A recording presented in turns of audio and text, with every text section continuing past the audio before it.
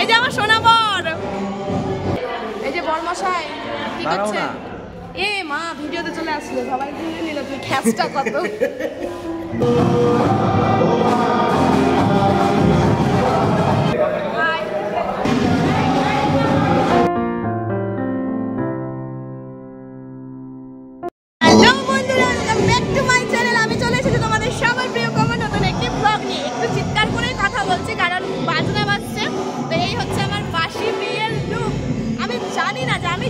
Video বানাচ্ছি কি করছি না করছি, কিন্তু যতটা পারবো অবশ্যই তোমাদেরকে আমি সবটা দেখানোর চেষ্টা করবো, এটা আমি আগেই বলেছিলাম। তো তার আগে তোমাদেরকে প্রথমে দেখাই, এক রাউন্ড বিয়ে কাল রাত্রে হয়েছে, আজকে সেকেন্ড রাউন্ড বিয়েতে বরের অবস্থা দেখো। নাও ব্যাক ক্যামেরায় দেখাচ্ছি। দখল করে বর ঘুমিয়ে গেছে, কি বরের কি অবস্থা গো। এই যে আমার সোনা বর, ক্লান্ত বর, তুমি ক্লান্ত? দেখো ও পুরো জায়গা দখল করে ঘুমিয়ে আছে, আর এই যে বৌদি এদিকে মজা নিচ্ছে। সবাই এখানে জোগাড় করছে, সবকিছু রেডি হচ্ছে বিয়ের জন্য।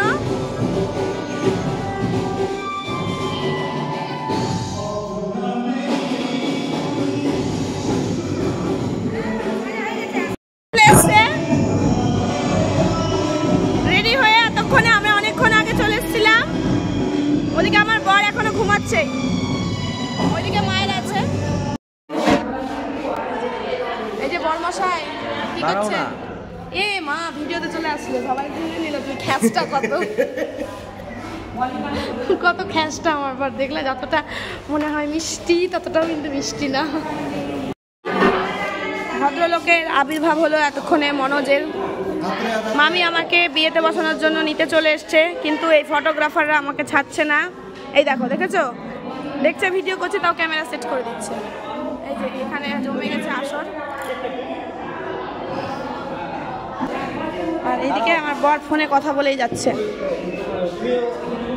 ছাদনাতলায় যাওয়ার সময় নাকি কেনি আঙুলটা ধরে নিয়ে যেতে হবে, তো সেইভাবে আমাকে নিয়ে যাচ্ছে। ওইদিকে ফটোগ্রাফাররা আসতে যেহেতু একটু লেট করেছিল, তার জন্য ওদের ছবি তোলা তখনও কমপ্লিট হয়নি, কিন্তু এইদিকে আবার বিয়ের সময়ও পার হয়ে যাচ্ছে, তো তাড়াতাড়ি বিয়েতে বসতে হবে, তো আগে কিছু ছবি তুলবে ওরা বলে রেখেছিল।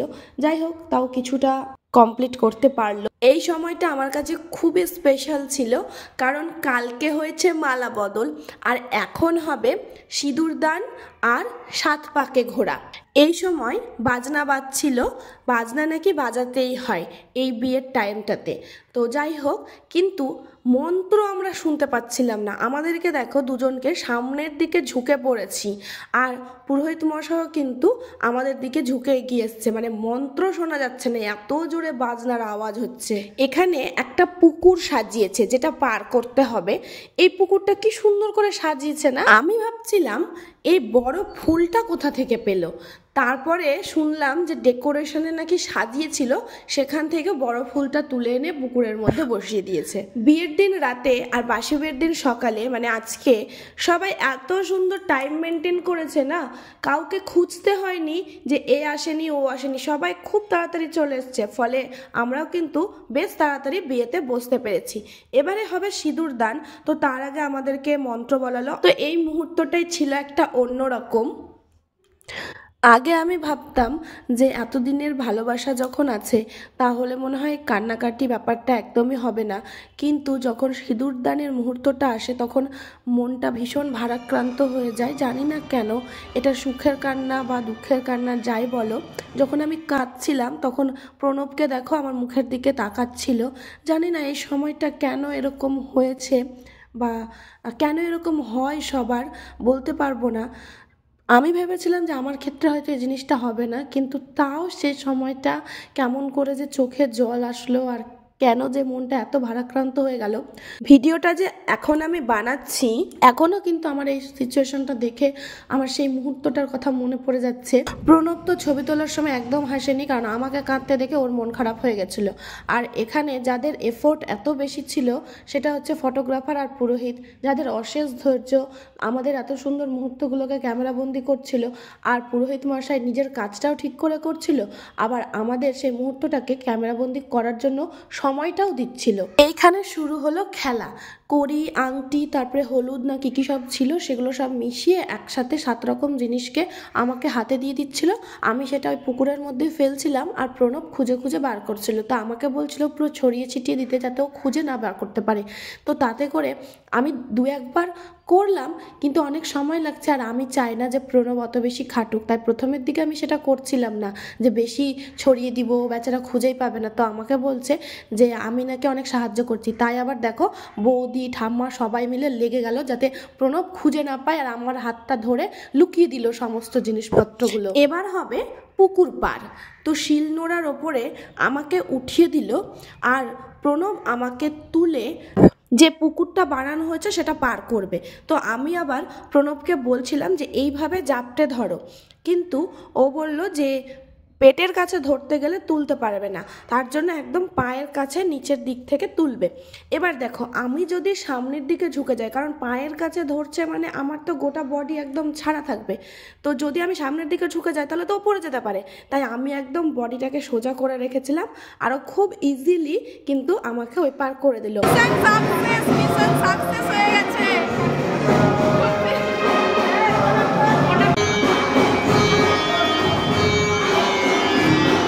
এখানে দেখো সবাই কতটা ভারাক্রান্ত হয়ে আছে।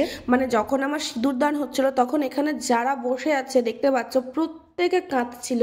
সেটা হয়তো ক্যামেরাবন্দি করা হয়নি সেই মুহূর্তটা, কিন্তু প্রত্যেকে কেঁদেছিল। সবার যে কেন এত মন খারাপ হয়ে গেছিল আমার সাথে সাথে আমি জানি না। এটা সুখের কান্নাও বলতে পারো, কারণ একটা নতুন জীবন শুরু করতে যাচ্ছি, কিন্তু আবার কোথাও যেন একটা দুঃখও আছে। তো এই হচ্ছে মেয়ের বিয়ের দেওয়ার সময়ের আর কি সিচুয়েশান বা অবস্থা। তো এবারে হবে আমাদের 7 পাক। আমি শুনলাম যে এটা নাকি 7 পাক না 14 পাক হবে। ঘুরতে ঘুরতে তো মাথায় ঘুরে যাবে। এখানে যেটা করছে যে ওই পুকুরটার নিচে পান পাতার নিচে সিঁদুর রাখা ছিল, তো 1 পাক ঘুরে আসছি আর প্রণব নিচে বসে গিয়ে ওই পান পাতা আর সুপারি আর বাতাসে ছিল সেটা তুলে আমার কোছাতে দিচ্ছিল, আর সিঁদুরটা কেনি আঙুল দিয়ে আমার কপালে পরিয়ে দিচ্ছিল। তো এইভাবে এটা 14 বার করছে। এবার সেটা করতে গিয়ে অসুবিধা হচ্ছে, আমার ঘাট থেকে গামছা আর ওর ঘাট থেকে ফোঁতাটা খুলে যাচ্ছিল। তাই আবার মাসি ভালো করে বলল যেখানে পানটা নিচ্ছি সে জায়গায় একটা গিট দিয়ে দিতে, যাতে বেশ ব্যাপারটা বেশ পোটলার মতো হয়ে থাকে। 14 পাক ঘোরার সময় কেনি আঙ্গুল ধরেই কিন্তু ঘুরতে হচ্ছিল। এখানে নিয়মগুলো করানোর সময় সামনে ছিল প্রণবের ছোট মামি আর বড় মাসি। 14 পাকের শেষের 2 পাক আমাদের যত দিদি, বোন, দিদুনরা রয়েছে সবাই কিন্তু আমাদের সাথে যোগ দিয়ে দিয়েছিল। আর এইখানে কিন্তু হেভি মজা হয়েছিল, সবাই মিলে নাচতে নাচতে 14 পাকের শেষ 2 পাক আমরা ঘুরছিলাম। তো আমরা যেহেতু 7 পাক নয় 14 পাকে বাধা পড়েছি, তাই 7 জনম নয় 14 জনমের জন্য বাধা পড়েছি। কিন্তু আমি চাই এটা 14 জনম না হয়ে 14 কোটি জনম হোক, আর প্রত্যেক জনমেই 14 পাক ঘোরার সময় যেন যারা এখন পেছনে ঘুরছে তারা যেন সবাই থাকে। আর এই 14 পাক ঘুরতে ঘুরতে নিচে বসে 14 বার আমার কপালে সিঁদুর পরাতে গিয়ে প্রণবের হয়েছে অবস্থা খারাপ। তারপরে বলল সূর্যকে প্রণাম করে বড়দের প্রণাম করতে। তো সেই মতোই আমরা সবাইকে একে একে প্রণাম করছিলাম। আমাদের যারা গুরুজনরা সেখানে ছিল, বড় মাসি, আমার ঠাম্মা, বাবা মা, আরও যারা গুরুজনরা ছিলেন, দিদি, বৌদি, সকলকে প্রণাম করে আমাদের নতুন জীবনের জন্য আশীর্বাদ নিতে বলল। আর সেটা করে নিয়েই ফটোশ্যুট করার জন্য ফটোগ্রাফাররা আমাদের ডাকলো। কিন্তু আমার গামছার মধ্যে যেহেতু ওই পান, বাতাসা, সুপুরি এসব কিছু রয়েছে, তো সেগুলো একটা জায়গাতে তুলে নিল বড় মাসি আর দিদি। এর মধ্যে আমার আইহো গার্লস হাই স্কুলের ম্যামরা সবাই চলে এসেছেন। তো সবাই মিলে আমরা একটা মুহূর্তকে ক্যামেরা বন্দি করলাম, কারণ সবার সাথে এই মুহূর্তটা শেয়ার করা, আমার সমস্ত ম্যামদের সাথে, এটা আমার কাছে একটা বিরাট পাওয়া ছিল। তো যাই হোক, তারপরে শুরু হলো সব ফটোশ্যুট, ভিডিও শ্যুট, যে সবার সাথে।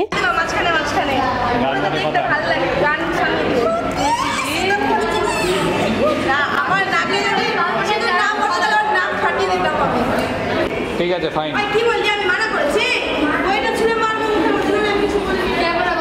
আমি নাকি সায়নকে মানা করেছি আমার বোনেদের সাথে আমার ছবি তুলে দিতে। এটা একটা ডাহা মিথ্যা কথা। ও ওটা বলছিল ইয়ার কি করে বলে, আমিও ওকে বলেছি যেটা দিয়ে মারবো। তো এর মধ্যে যেটা ঘটনা ঘটেছে, আমি তো আর জানতাম না যে এই কাণ্ড করে বসে আছে নিচে এই সিঁড়ির জায়গাটায় গেট ধরে বসেছিল। আর আমরা যখন নামতে গেছি তখন দেখছি যে আমাদের আটকে দিল, আমাদের আর খেতে যেতে দিবে না। ওদের নাকি টাকা চাই, মানে আমার যত বোন দিদা এরা যারা ছিল সবার নাকি টাকা চাই।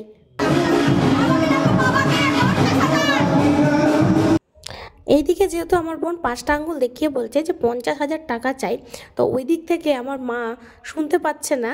তো যাই হোক, তার জন্য 50 টাকা নিয়ে আসছে। দেখো, এটা 50 টাকা তারা দেখতে পাবো। তো এটা ওদেরকে দিচ্ছিল, যখন দেখেছে তখন চমকে গেছে। 50,000 টাকা চাইছে, 50 টাকা। তারপরে আবার বোন পা নিয়ে পড়ে গেছে। কি কাণ্ড, মহা জ্বালা। মানে হাতে পায়ে ধরে হলেও টাকা আদায় করবে, এটা হলো মেন কথা। এবার বাবা এসছে, বাবা এসে রীতিমতো ওই 50 টাকায় ধরাচ্ছে, মানে 5 হাত দিয়ে দেখাচ্ছে, মানে 50 টাকায় 50,000 আবার কি। আর ওইদিকে আমাদের পেটে ছুঁচো ডন মারছে, তার জন্য মাসি আবার পাশ থেকে আমাদেরকে বেগুনি সাপ্লাই করছিল।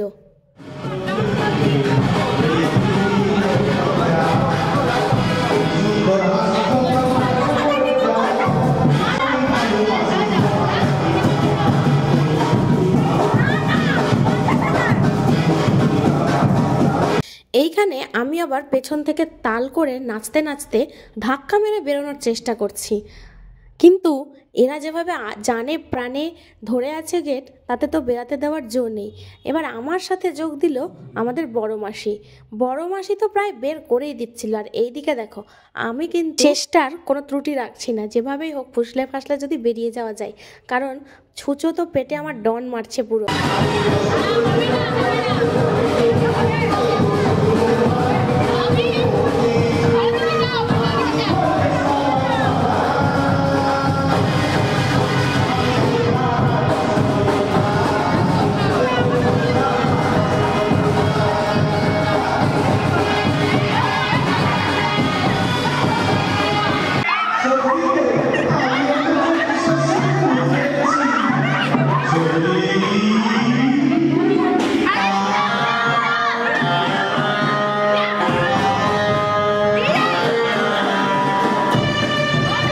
দেখো, বড় মাসি পুরো ঠেলে আমাদেরকে নিয়ে বেরিয়ে যাচ্ছিল, আর বেচারারা 2টো টাকার জন্য কি পরিমাণ খাটছে এখানে।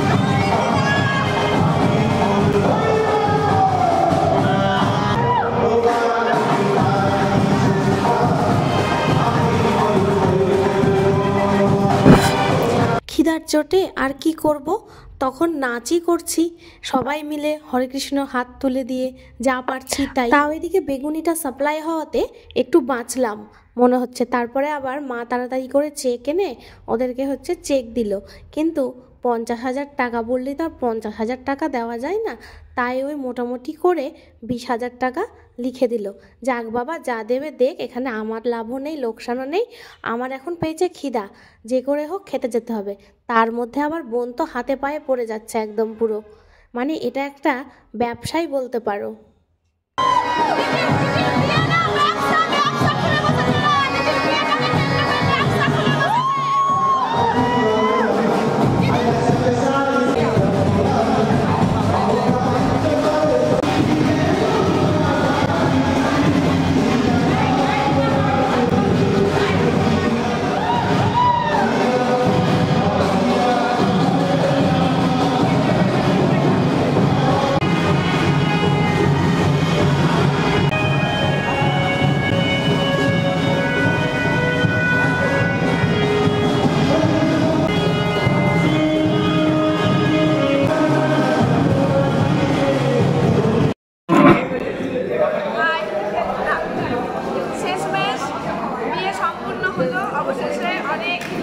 পরে, অনেক কিছুর পরে ফাইনালি খেতে বসেছে।